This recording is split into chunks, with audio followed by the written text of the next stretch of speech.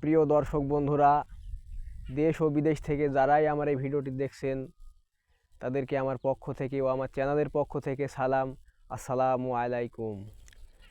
তো আপনারা জানেন, মাঠে ঘাটে বাসা বাড়িতে কাজকাম করতে গিয়ে আমাদের অনেকেই হাত পা কেটে যায়। তো ইনস্ট্যান্ট কোনো মেডিসিন আমাদের কাছে থাকে না।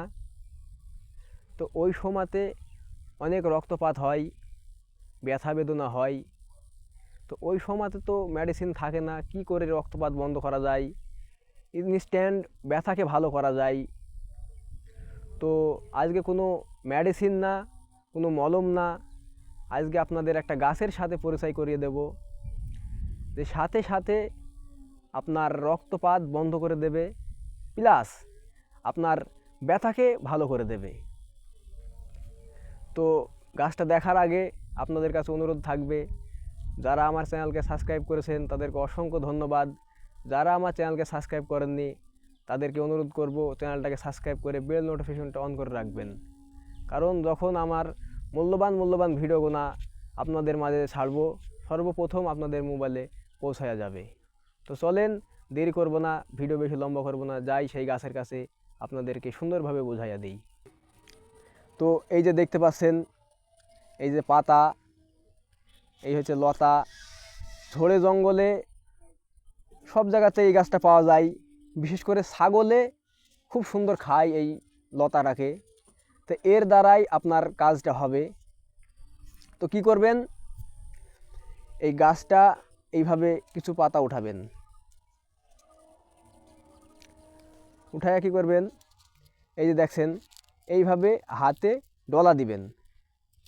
এই হাতে ডলা দিলে কি হবে দেখবেন, এর ভেতর থেকে কিছু রস বাহির হবে, এই রসের দ্বারাই আপনার কাজটা হবে। তো আজকে আমার পা কেটে গেছে, তা আপনাদেরকে আমার নিজেকে দিয়ে পরীক্ষা করে দেখাবো কি সুন্দর এটা কাজ করে। এই যে কি সুন্দর রস বাইর হচ্ছে, দেখতে পাচ্ছেন। এই রস কি করবেন, এই কাটা জায়গাতে সুন্দর করে এইভাবে রসটা লাগাইয়া দিবেন। তা আমার এই যে কেটে গেছে, তা আপনাদের দেখানোর সুবিধার্থে দিচ্ছি। এই যে আমার 2-3 জায়গায় কেটে গেছে, এইভাবে রসটা যখন কাটবে তখন লাগাবেন এবং কিছুক্ষণ পরে আবার লাগাবেন, দিনে 2-3 বার লাগাবেন। দেখবেন আপনার যে কোথায় কেটে গেছে সেটা আপনি বুঝতেই পারবেন না। তো বন্ধুরা, আপনারা দেখলেন এর ব্যবহার পদ্ধতি কিভাবে করতে হয়।